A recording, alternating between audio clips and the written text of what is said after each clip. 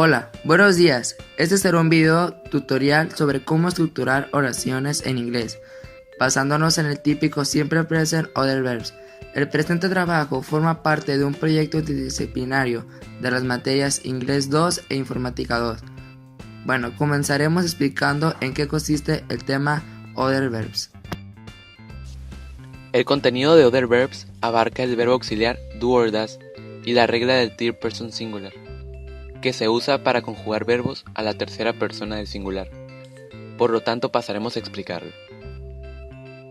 Se aplica cuando se conjuga un verbo con la tercera persona del singular. Esta regla consiste en agregar una pequeña terminación a la forma base del verbo, exceptuando el verbo have, el cual se cambia a has. Cuando un verbo termina en s, o, sh, ch o x, se agrega el sufijo es al verbo original.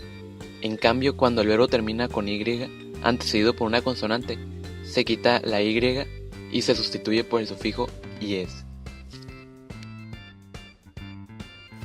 Ejemplos de third person singular.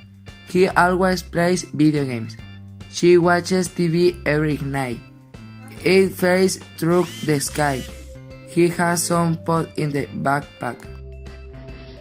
Pasando al tema central, existen dos estructuras que sirven como base de referencia para generar oraciones en inglés con el verbo auxiliar do. Son negative, que sirve para negar, e interrogative, que sirve para preguntar.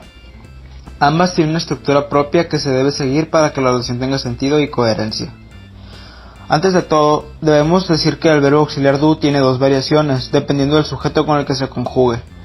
Por ejemplo, cuando el sujeto está en primera o segunda persona, se utiliza el verbo do, y cuando se conjuga con la tercera persona del singular, se utiliza does. Antes de todo, debemos de decir que el verbo auxiliar do tiene dos variaciones, dependiendo del sujeto con el que se conjugue.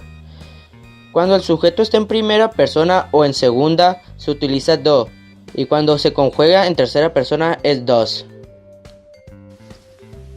Ahora que sabemos esto, explicaremos la forma gramatical negative, puesto que es muy sencilla de recordar, ya que solo se agrega el verbo auxiliar do conjugado y la palabra not a cualquier oración que sea estructurada de forma positiva.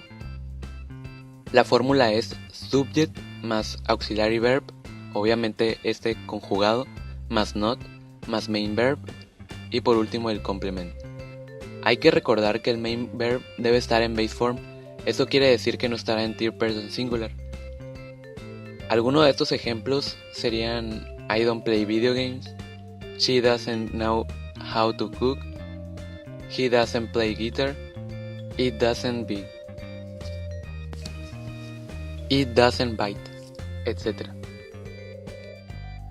La otra forma gramatical es la interrogativa, que consiste en intercambiar el nombre de cualquier oración. En la forma interrogativa se deben intercambiar los dos primeros elementos de la estructura, poniendo primero el verbo auxiliar y después el sujeto. Una vez hecho esto, podemos seguir con la estructura general, ubicando el verbo y el complemento. Además, nunca debemos olvidar la question mark, ya que la simboliza e identifica a esta forma gramatical. La question mark se debe ubicar al final de la oración. Ya que dijimos esto, la fórmula sería auxiliary verb más subject más main verb más complement más question mark. Algunos ejemplos serían do you play football, does the smoke. Llegó el final del video. Listo.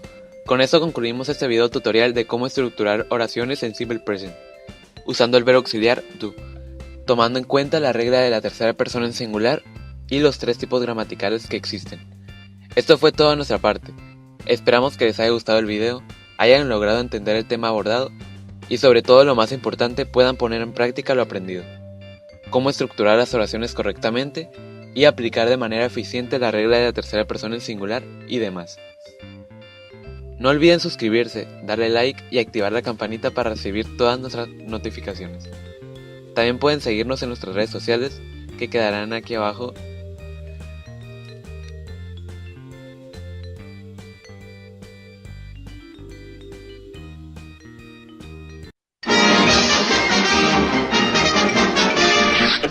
Eso es todo, amigos.